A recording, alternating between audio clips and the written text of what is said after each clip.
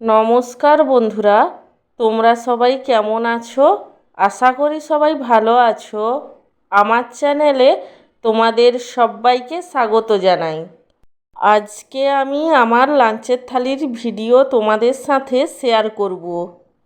আজকে আমার লাঞ্চের থালিতে আছে গরম গরম সাদা ভাত, তার সঙ্গে আছে এক টুকরো পাতিলেবু, আর আছে বেগুন ভাজা, এবং সব শেষে আছে আলু ও বেগুন দিয়ে রুই মাছের ঝাল, যেটা সর্ষে বাটা দিয়ে বানিয়েছিলাম।